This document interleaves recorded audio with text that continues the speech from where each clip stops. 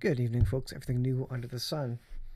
As the supply chain crisis increases and ramps up, along with it is fuel crisis, food crisis, famine, lack of resources, a supply and demand issue. And now we're on the precipice of a diesel crisis. And if diesel skyrockets, again, supply and demand, if there's not enough diesel there for everybody's prices will start going up. That means the price of everything is going to increase. Everything is transported to you with diesel trucks, diesel trains, even, and of course fuel of any sort, fossil fuels of any sort. That's how you get your products on your shelves and get shipped to you, etc. U.S. East Coast diesel stockpiles hit record low as fuel crisis nears. So as we noted Tuesday evening, a D-Day for diesel, though it might already be here, as the U.S. coast distillate inventories plunged to record low according to new data. Weekly petroleum data from Energy Information Administration's crude oil inventory show East Coast distillate inventories at their lowest ever, dropping to just 22 million barrels. One of the reasons for the drop in the East Coast for refinery capacity has plunged over the last decade, leaving the region vulnerable to freezes, according to Bloomberg. In the past 15 years, the number of refineries on the U.S. East Coast has halved to just 7. The closures have reduced the region's oil processing capacity to just 818,000 barrels per day, down from 1.6 million barrels per day in 2009. So we've been shooting ourselves in the toe with the whole green energy push and climate change push, as we want to rely on these other nations like United Arab Emirates, Saudi Arabia, even Russia for our fuel resources. And I mean the Western world generally, Europe, North America, etc.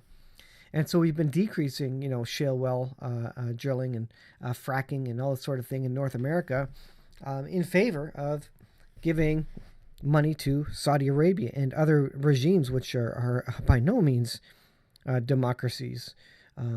But that's what we've chosen to do. And we have great resources in Canada and the U.S. But again, because the whole green economy, the push for green energy, etc., and the climate change agenda, it means we don't want to produce fossil fuels locally, but we're happy to pay non-democratic dictatorships and monarchies to produce this for us at cheap prices, but no more. With the war in Ukraine, prices are going up. And this diesel drought, if you will, is going to cause significant supply chain issues. The cost of everything will increase. Your eggs, bacon, milk, whatever you have, it's all transported to the grocery store or to your front door with diesel or gasoline. And so the fewer refineries there are, the more troubles there will be. And this is a compounding factor along with many other factors, which mean it's not even a question anymore. There will be a supply crunch. There will be economic trouble, famine, especially in the Western world, as we're not used to having these shortages. We don't know what to do if there is a shortage. In terms of the famine, here is Watchers.news. France culls record 16 million birds in one of the most severe bird flu outbreaks in years.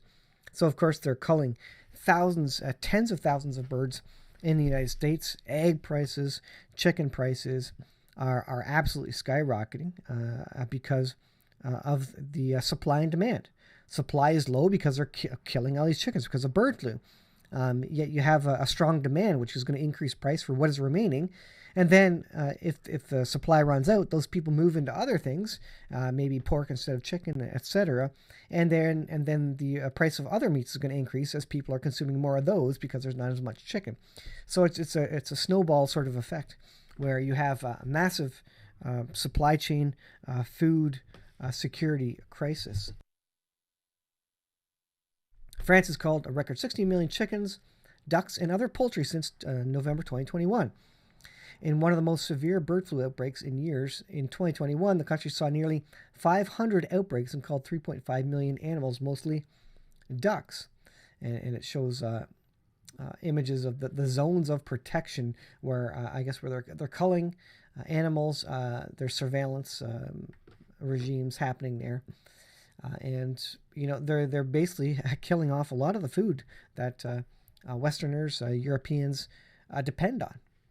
So that's a big problem, and we're heading into a crunch. And of course, the leaders of the world, quote unquote, the Bill Gates of the world, wants us to eat bugs. They think this is the future. This is great for them. When they see the price of diesel skyrocket, it means, maybe there's going to be more investment for quote unquote green energy. Maybe the Teslas of the world will get more investment, and people will move to batteries, not considering the carbon footprint that it requires to mine and create batteries, and then how are you going to recharge them with wind or solar and all the non-green energy that goes into manufacturing of all those things. At the end of the day, they are not any quote greener than anything else. So we're running into headlong into a severe economic collapse, famine, and crisis. Effectively, the four horsemen of the apocalypse. That's really what we're leading into, and I think we are that close to the riding of the four horsemen. This is all the buildup, and I don't think it's escapable. I think it's inescapable at this point. We're too far along.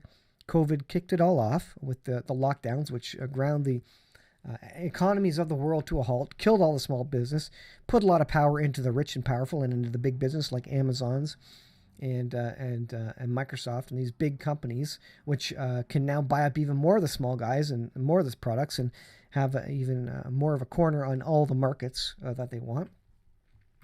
And this is always a transfer of wealth from the poor or middle class to the rich. All these switchovers, all these great resets. It's a massive handover of wealth. The wealth doesn't disappear. Again, it transfers hands. It goes to Jeff Bezos of Amazon because everybody goes online and starts buying Amazon because they can't go to stores because we're locked down, right? So the rich prosper. Meanwhile, you and I go into a famine, and our economic situation, our budget is blown out the window because of everything. Basically, the government is putting on it. All of this is caused by the government. It's their choices now. Presumably, we voted them into power, but it's that government. It's the decisions they are making which caused all this. We may have had a whole bunch of deaths from COVID, and that may be true. But, you got to compare it. The deaths of COVID versus the deaths that will come from famine because they wrecked the whole economy. They don't consider that because they can look down the road and say, well, that might come in the future, but we're going to save some people now. And that's kind of not a holistic view or a long-term view of what you're doing and the result of what you're doing. All right, last article here. Russia. They're going to declare war, apparently, on May 9th. On May 9th, Russia may upgrade Ukraine invasion to all-out war, says a report. So if all-out war is declared, what does that mean for NATO? What does that mean for other countries? Do they then declare war on Russia once it's out in the open, once there's no covert war, proxy war happening? Is it all hands on deck at this point? Is it everybody then declares war on Russia?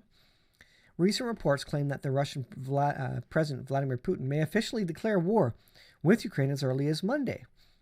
Russia is currently referring to the invasion as a, quote, special military operation. Officially declaring war would, under Russian law, allow for full mobilization of Russia's reserves. This is why this is a bit more credible, because they're having a hard time in Ukraine. It's not going fast like they wanted it to. They wanted it to be one and done sort of thing already. And they're having trouble getting troops in there. They don't have maybe the law authorization to do it because it's a special military operation. If they come out and completely declare all-out war, Putin then would be able to command his whole army, mobilization of all Russian forces to that. And, in fact, the drafting of conscripts, which is what it says there. So no longer do you have choice, but you are conscripted to the military. You have to fight in this war because it's a country, it's an all-out war. It's not just a special military operation. Says, I think he will try to move from his special operation British Defense Secretary Ben Wallace told LBC Radio. He's been rolling the pitch, laying the ground for being able to say, look, this is now a war against who? Nazis. Interesting. It always comes back to Israel, the Jews, and those who persecute the Jews. Isn't it interesting how history always rolls around to, it's either the Jews' fault or the persecution of the Jews, everything. Israel, the Jewish people are really the focus of all nations of the world. Just like, just like the Bible said, in the last days, it's going to be a burdensome stone, Israel will be. And diplomatically, Russia and Israel are having troubles now because, of course, Israel is trying to broker peace, and Russia doesn't like it. Israel also has all the supply of oil and gas that Europe could ever need if they could only get a pipeline. And you know what? Russia's not going to like that. If you try and undercut Russia, that minimizes their ability to leverage their own energy to basically leverage on Europe to not interfere with their gases, with their energy rather, and their gas, natural gas, and Russia.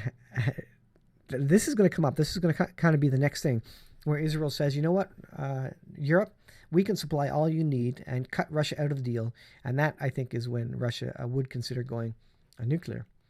According to NATO Western Intelligence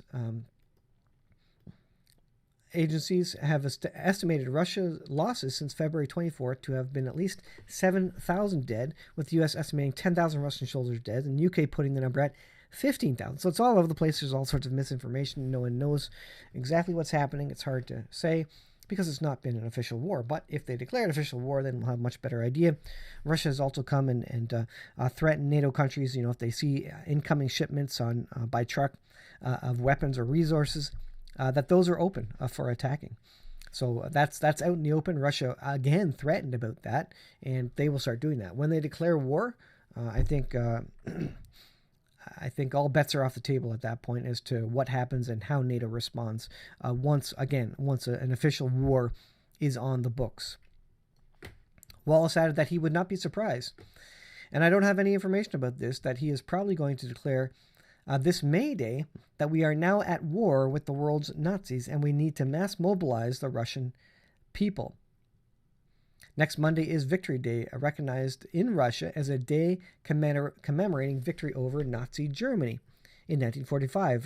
Putin has justified his invasion of Ukraine, which claims that his goal is to eradicate the Nazi influences. Such a claim would serve as a powerful motivation for Russians, as in the war against the Nazis in World War II. The losses of the Soviet Union from all related causes were about 27 million. Incredible number. Both civilian and military. The German army occupied Ukraine in September 1941. However, nationalists in Western Ukraine were among the most enthusiastic Nazi collaborators. So they've got a lot of history that they're going with, that they're trying to weave their tale with to get the Russians on board with this. And again, what happens when Russia declares war? I think this could very well be a turning point in the world and really be a declaration of effectively World War III. We've already been in it. There's already been cyber attacks, but they will now ramp up. Remember, 2022 does not get any better. It gets worse, and this is the next level. And, this is when it ratchets up just a little bit more. You thought it was bad. It's going to ratchet up a bit more as soon as they declare war. So pay attention, be prepared, know that the Bible prophecy is being fulfilled before our eyes. We're heading headlong, I think, into the 7-year period and the 4 horsemen of the apocalypse riding, but I think we're seeing the ramp up, the stage being set, all the props on stage, ready for the true consequences of what those 4 horsemen of the apocalypse bring. Because it takes a while to build these things up. It takes a while to get the world to a place where there's going to be global famine or global economic collapse. And all those pieces are converging and coming together. So be prepared, get some food, get some water. It's going to be hard times. It's going to be, I think, Mad Max in North America, to be honest with you. If you watch that Steve Ciccolanti video about the dream, the vision, interesting. I don't know if it will come to pass or not. But it gives you an idea of what things might look like, how much upheaval there may be. And it looks like a utopia if you watch it. People go back to gardening, but how many have died in the meantime? How much violence and destruction has there been done in the meantime to get through to the point where people are living at some sort of peace again? And I don't think that peace comes anyways, except for maybe during that 3.5 years where there is some semblance of peace with the Antichrist declaring that peace process. And when he's in power, there will be, again, pseudo kind of dictatorship peace for at least those who comply, but certainly not for anybody who is not willing to go along with the mark of the beast and the Antichrist figure. So be prepared, folks. I'll leave there. Thanks for watching. We'll see you in the next video.